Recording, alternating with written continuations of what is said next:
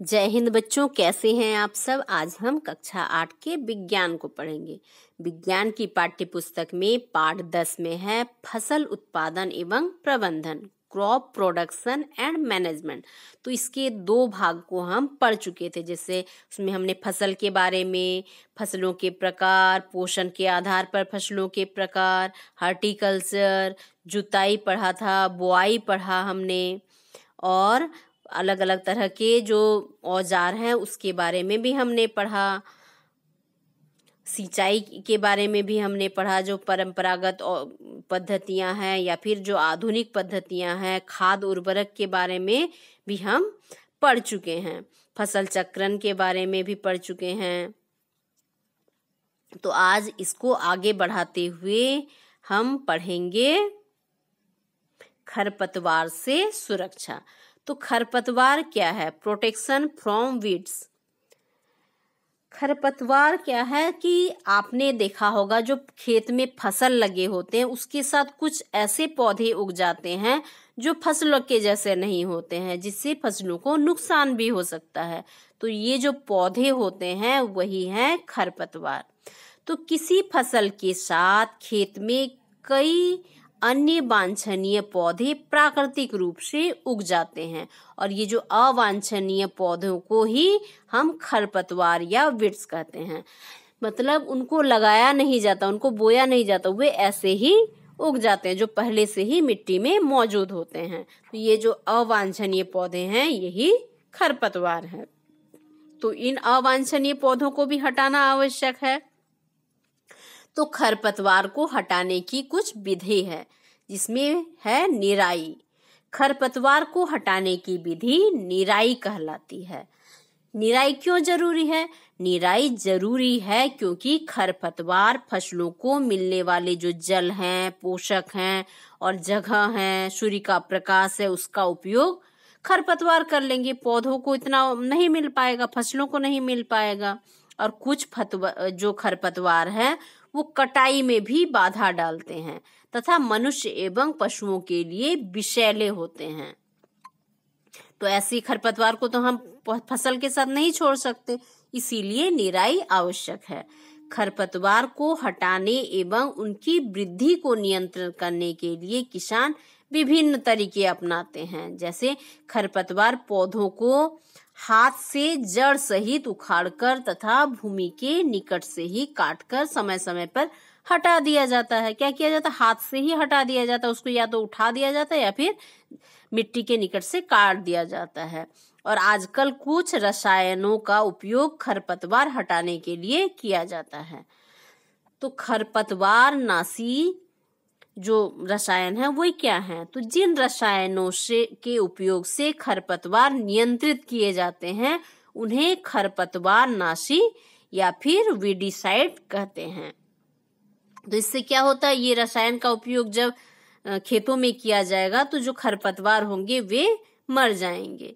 खेतों में खरपतवार का छिड़काव किया जाता है। जो खरपतवार नाशी है उसका छिड़काव किया जाता है, जिससे खरपतवार मर जाते हैं, परंतु फसल को कोई हानि नहीं होती है।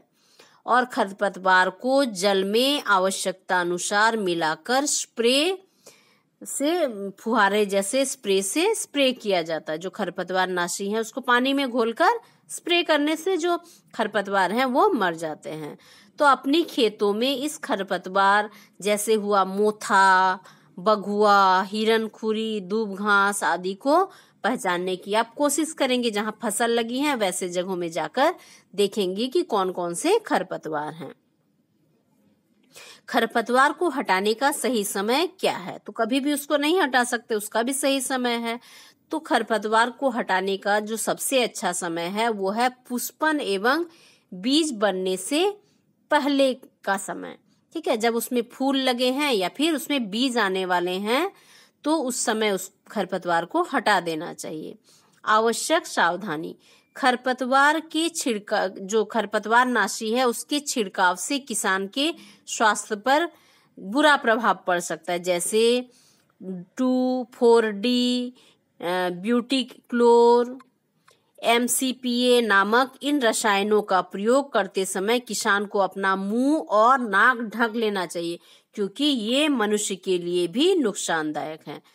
देखिए, खरपतवार नाशी का छिड़काव किया जा रहा है। किसान है वो पीठ में एक स्प्रे ये है बैरल है और यहाँ से पाइप के द्वारा छिड़काव किया जा रहा है। लेकिन जब भी स्प्रे किया जाए खरपतवार नाशी का तो मुंह को इस तरह से ढक लेना चाहिए, जिससे किसान को नुकसान ना पहुंचे। कटाई, फसल की कटाई, इसके बाद हो गया, खरपतवार हट गया, फसल तैयार हो गया। अब क्या करना आवश्यक है? उसको काटना आवश्यक है। तो फसल की कटाई एक महत्वपूर्ण कार्य है। कटाई के दौरान या तो पौधे को खींचकर उखाड़ लेते हैं या फिर उसे धरातल के पास से ही काट लिया जाता है। एक अनाज की फसल को पकने में लगभग 3 से 4 महीने का समय लगता है।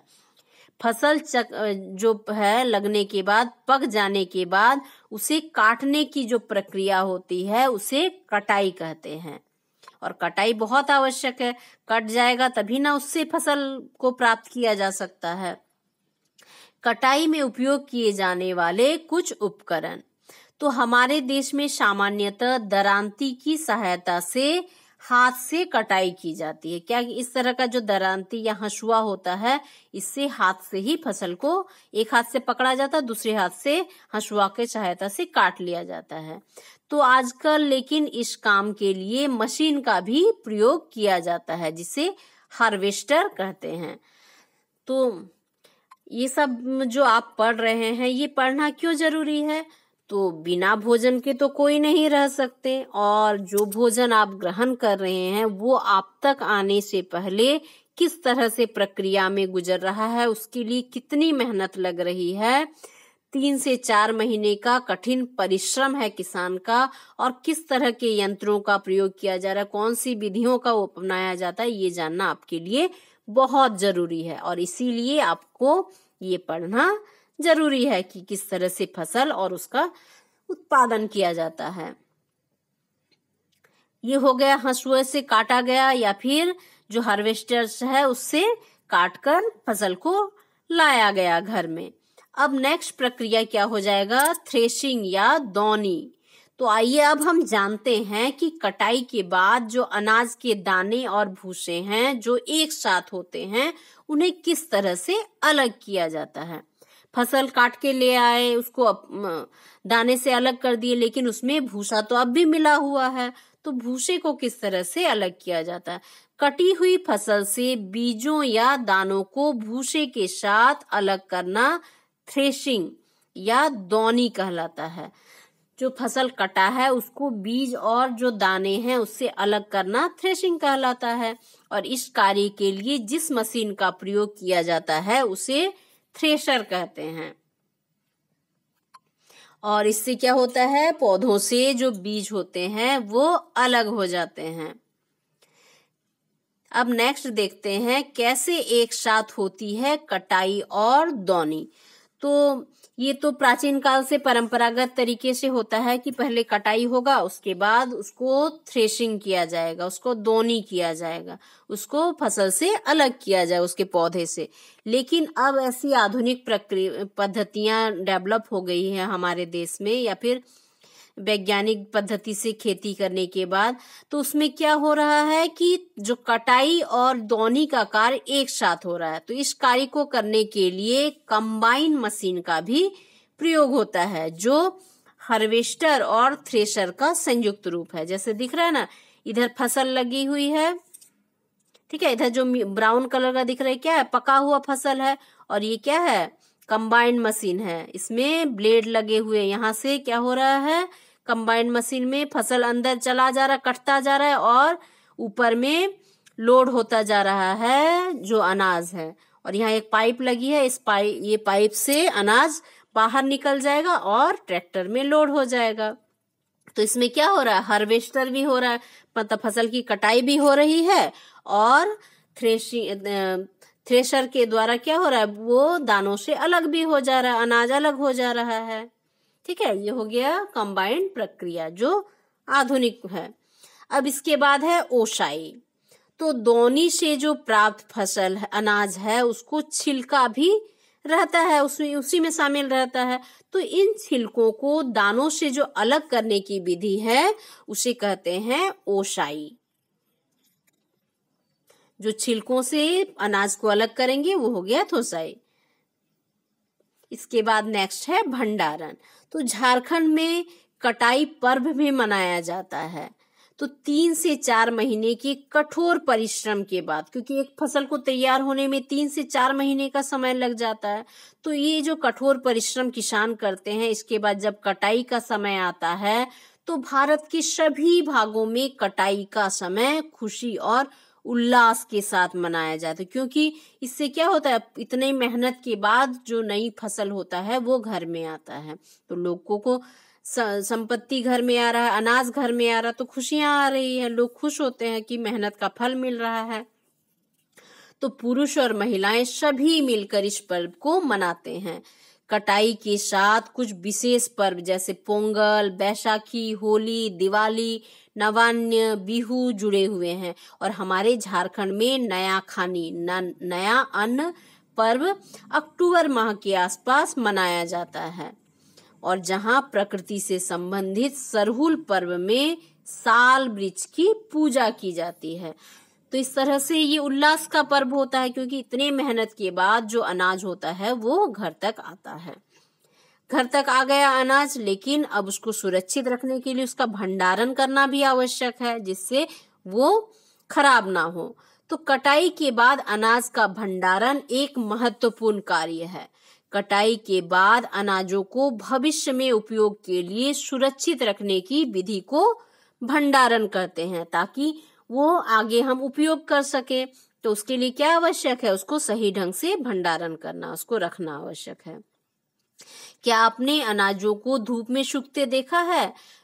ऐसा क्यों किया जाता है? तो बहुत समय आपने देखा होगा कि किसी खाली जगह पर लोग क्या करते हैं, अनाजों को सूखने के लिए छोड़ देते हैं। तो ये क्यों करते हैं? क्योंकि अनाज में जो नमी है वो दूर हो जाए। तो ताजे कटाई वाले फसलों के अनाजों में 16 से 18% तक नमी रहती है, और अनाज के भंडारण के लिए नमी की मात्रा 14% से कम होनी चाहिए। लेकिन जो नमी होती है उसको कम करने के लिए भंडारण से पहले अनाजों को धूप में सुखाया जाता है, जिससे अनाज खराब ना हो और उसकी नमी कम हो जाए। अगर अनाजों में ज्यादा नमी रह जाती है तो भंडारण के दौरान उसमें कीड़े लग जाएंगे, चूहों और सूक्ष्मजीव द्वारा उसे नष्ट होने का जो संभावना है वो बढ़ जाएगा। इसलिए जब अनाजों को धूप में सुखाया जाता है तो उसकी उम्र बढ़ जाती है और वो कीड़ों से और सूक्ष्मजीवों से सुरक्षित हो जाता है। और एक चीज आपने देखा होगा, जो बीज होते हैं उसको बड़े पैमाने पर भंडारण किया जाता है। तो बीजों का भंडारण, बीजों के बड़े पैमाने से भंडारण साइलो और भंडारण गृह में किया जाता है। जो साइलो होते हैं उसमें क्या किया जाता है, बीजों को बड़े पैमाने पर भंडार किया जाता है। जैसे दिख रहा है ना, इस तरह के संयंत्र में क्या किया जाता है, बीजों को भंडार करके रख लिया जाता है। और भंडार गृहों में भी ये बोरियों में भरकर इस कमरे को अच्छी तरह से बंद कर नमी को समाप्त करके वैसे जगहों में सुरक्षित रखा जाता है। तो भंडारण के लिए 2 पद्धतियां उपयोग की जाती हैं, साइलो और भंडार गृह, जिससे जो अनाज है वो सुरक्षित रहे। जंतुओं से प्राप्त होने वाले भोजन, तो कुछ भोजन हमें जंतुओं से प्राप्त होते हैं। अब तो पौधों से प्राप्त होने वाले भोजन, फसल किस तरह से तैयार होते हैं, किस तरह से हमारे पास आते हैं, ये हमने जाना। अब देखेंगे कि जंतुओं से जो भोजन प्राप्त होता है वे कौन कौन से हैं। तो क्रियाकलाप 4 को देखेंगे। तो आप जानते हैं कि कृषि के अतिरिक्त जंतुओं से भी हमें भोजन प्राप्त होता है, और जंतुओं द्वारा प्राप्त होने वाले भोजन की सूची हमें तैयार करना है। जैसे खाद्य पदार्थ हो गए, दूध, गाय, भैंस, ऊँटनी, मांस क्या हो गए, बकरी हो गए और मुर्गी हो गए। तो इसी तरह से हो गया अंडा, अंडा क्या हो गया, मुर्गी हो गए, और बाकी हंस हो गया। तो इस तरह से अलग अलग है, ठीक है। तो इस सारणी में आप जंतुओं से प्राप्त होने वाले जो खाद्य पदार्थ हैं उसकी सूची बना लिए हैं। अब देखते हैं क्या है पशुपालन। तो जंतुओं से यदि हमें भोजन प्राप्त करना है तो उसके लिए हमें क्या करना होगा, पशु का पालन भी करना होगा, तभी हमें भोजन प्राप्त होगा। तो उचित भोजन, आवास एवं देखभाल प्रदान करने के लिए बड़े पैमाने पर पशुओं को पाला जाता है, इसे पशुपालन कहते हैं, जिससे हमें आसानी से पशुओं से भोजन प्राप्त हो सके। मछली स्वास्थ्य के लिए अच्छा आहार है।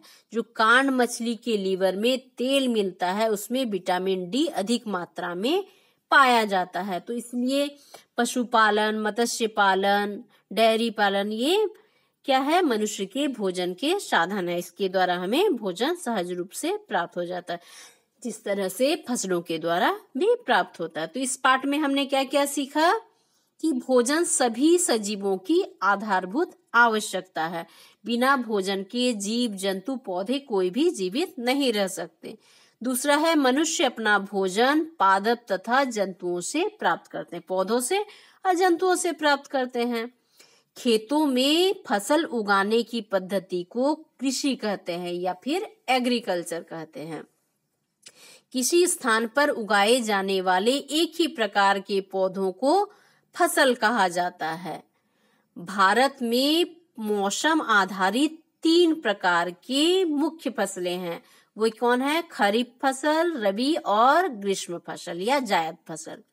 नेक्स्ट है फसल के समुचित विकास के लिए उपयुक्त मिट्टी, उत्तम बीज, उत्तम कृषि औजार, उपयुक्त मात्रा में खाद उर्वरक का प्रयोग, सिंचाई की समुचित व्यवस्था, खरपतवार का नियंत्रण आवश्यक है।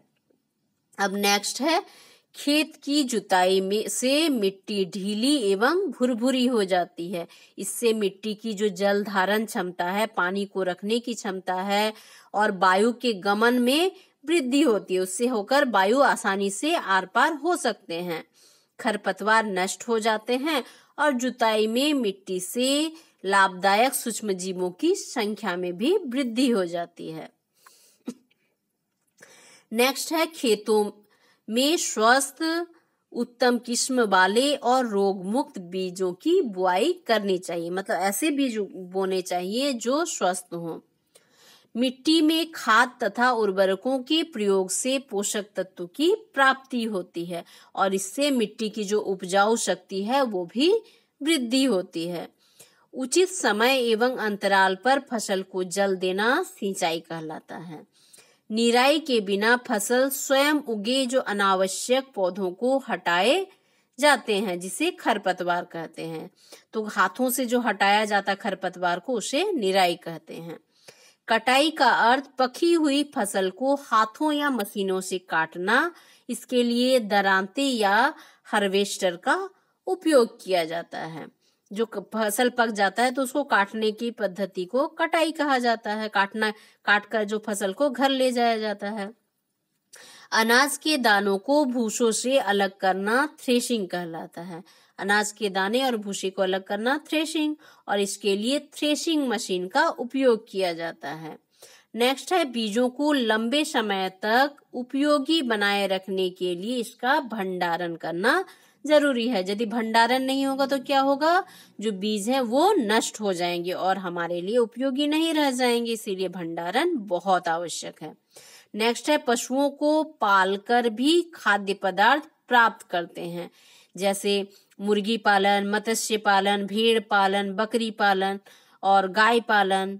गाय से दूध प्राप्त होता है, भेड़ से ऊन प्राप्त होता है और दूध प्राप्त होता है, मांस प्राप्त होता है, बकरी से मांस प्राप्त होता है, मत्स्य से मछली प्राप्त होता है। तो इस तरह से पशुपालन के द्वारा भी हमें भोजन प्राप्त होता है। तो इस चैप्टर में हमने पढ़ा कि किस फसल क्या है, किस तरह से फसल को उगाया जाता है, उसमें कौन कौन सी प्रक्रियाएं होती हैं, कौन कौन से स्टेप्स हैं और कौन कौन से यंत्रों का प्रयोग किया जाता है, बीज बीजों की बुआई के लिए अच्छी किस्म के बीज किस तरह से चुने जाते हैं और किस तरह से सिंचाई की जाती है, सिंचाई की अलग अलग पद्धतियों के बारे में हमने जाना। और फसल को पकने के पहले उससे खरपतवार मुक्त करने के लिए निराई की जाती है, फिर फसल की कटाई की जाती है, फिर उसे अनाज से अलग किया जाता है, फिर हमें फसल प्राप्त होता है। तो हमने इसको जो कृषि की पद्धतियां हैं जो हमारे किसान जिसका उपयोग करते हैं उसको हमने विस्तार से जाना। और आशा करती हूँ कि आप समझेंगे कि किसान कितनी मेहनत करते हैं हमें अन्न देने के लिए। इसलिए अन्न का सम्मान करेंगे और अन्न बर्बाद नहीं करेंगे। और आशा करती हूँ कि ये चैप्टर आप अच्छे से समझ गए होंगे और इसको अपने जिंदगी में भी याद रखेंगे और किसानों का सम्मान करेंगे और अन्न का भी सम्मान करेंगे। तो आज के लिए इतना ही। Thank you.